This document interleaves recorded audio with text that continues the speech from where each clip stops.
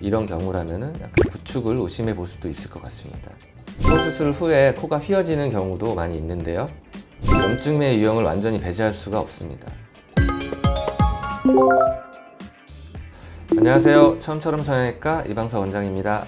오늘은 제가 상담을 하다 보면서 재수술이 가장 많이 오는 그런 수술은 뭘까 생각을 해봤는데, 물론 모든 수술이 아무래도 N수가 제일 많으니까 재수술도 많겠죠. 사실 성형외과에서는 눈수술 다음으로 코수술이 흔하게 이루어지는데요. 이제 많이 한다고 부작용 걱정이 없는 건 아닙니다. 많이 하니까 이제 보형물이 점점 발달하고, 이제 외국에서도 우리나라의 성형 기술을 칭찬하고 그럴 정도로 점점 이제 한국의 그런 수술 실력들도 좋으니까 코 수술이 좀 더 쉬워져야 될 것 같지만, 의외로 이제 성형외과 의사들이 여전히 힘들어하는 게 코 수술이고, 재수술 케이스도 많은 게 바로 코 수술입니다. 그래서 오늘은 코 수술 부작용은 어떤 것이 있는지를 소개를 해볼까 합니다. 실리콘과 같은 보형물을 넣는 수술을 한 경우에는 염증의 유형을 완전히 배제할 수가 없습니다. 물론 실리콘 보형물이 무조건 염증을 유발하는 건 아니고요. 이제 염증이 생겼을 때 아무래도 자가 조직을 이식한 경우보다는 인공 보형물로 수술을 한 부위에 염증이 약하게 되기가 쉽습니다. 그래서 만약에 보형물을 빼고 다시 수술을 받고 싶다고 할 경우에는 이제 새로운 보형물을 넣지 않고 늑연골이나 자가진피를 사용할 수 있다는 점을 참고하시는 것도 좋을 것 같습니다. 이제 코 수술에는 아무래도 보형물을 사용하는 경우가 훨씬 더 많은데요. 이 보형물이 노출이 돼서 재수술을 해야 하는 경우도 꽤 많이 있습니다. 쉽게 말해서 이제 보형물이 코의 피부를 뚫고 나올 수가 있다는 건데, 아무래도 코끝에 이제 코끝까지 이제 보형물이 이식이 됐을 때 그럴 경우가 많습니다.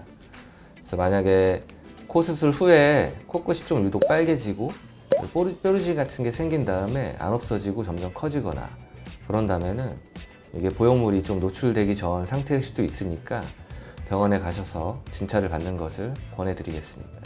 코 수술을 했는데 어느 날부터 코끝이 조금씩 좀 들려가고 있다, 이런 경우라면은 약간 구축을 의심해 볼 수도 있을 것 같습니다.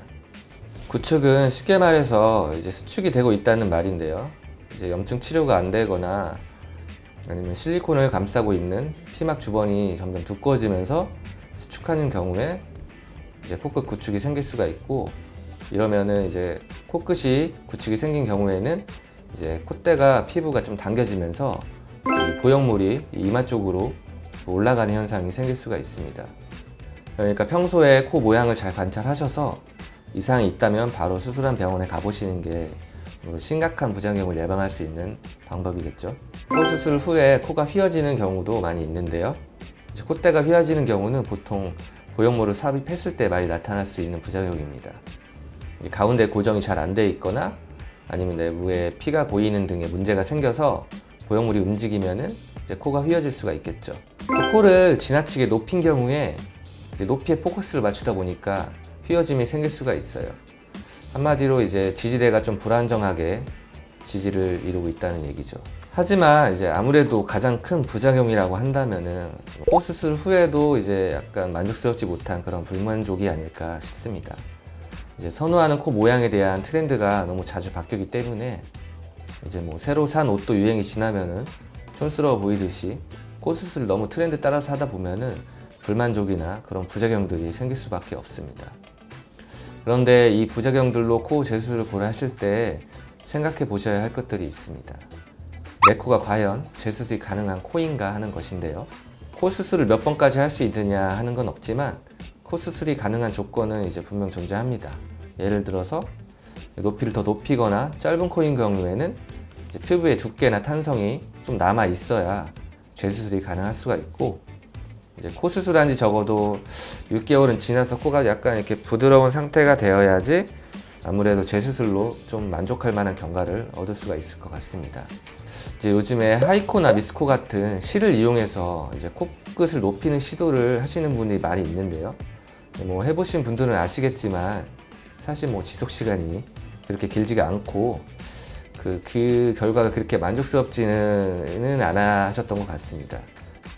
그리고 또한 이 실을 이용해서 코끝 그 시술을 하셨을 때 이제 비주에 실이 많이 들어가 있는 경우에는 흉조직이 또 많이 형성되어 있어서 코끝 높이를 올리는 게 쉽지가 않습니다.